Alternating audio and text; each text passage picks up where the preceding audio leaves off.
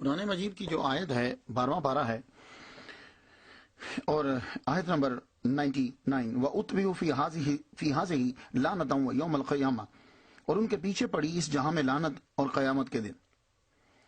کن کے پیچھے؟ فرعون کے پیچھے۔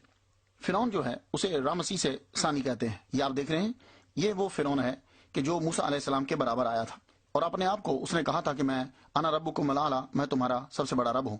تو اس کو سزا اس کی دیکھیے کہ سر اس کا بالکل جھکا ہوا ہے اور لوگ جو ہیں وہ اسے دیکھ رہے ہیں، آ کر ٹکٹ لگا کر آ کے دیکھ رہے ہیں اسے۔ یہ وہ جو ایک دور میں اپنے آپ کو بڑا رب کہا کرتا تھا۔ رب تعالیٰ نے یہ کہا تھا فَالْيَوْمَ نُنَجِّيكَ بِبَدَنِكَ لِتَكُونَ لِمَنْ خَلْفَكَ آیَةً، ہم تیرے بدن کو بچا کے رکھیں گے۔ آپ دیکھ لیجئے اس کا بدن بالکل بچا ہوا ہے۔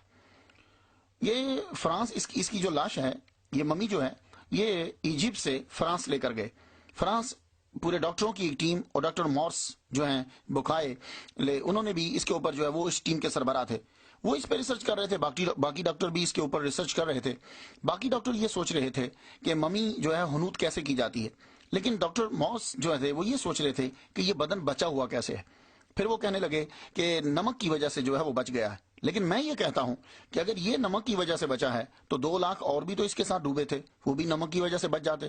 بات یہ نہیں ہے کہ یہ نمک کی وجہ سے بچا ہے، اللہ تعالیٰ نے یہ کہہ دیا اور اللہ اس کو بچانا چاہتا تھا اور اس کے بدن کو بچا کے رکھا، اور آج یہ لعنت دیکھیے کہ بالکل ننگا پڑا ہوا ہے، جسم کے اوپر کوئی کپڑا نہیں ہے، اور لوگ جو ہیں وہ اسے آ کر دیکھ رہے ہیں۔ کتنی عجیب بات ہے کہ جو اپنے آپ کو کہا کرتا تھا کہ میں ربکم الاعلی ہوں، اور آج وہ بالکل سجدے کی حالت کے اندر ہے۔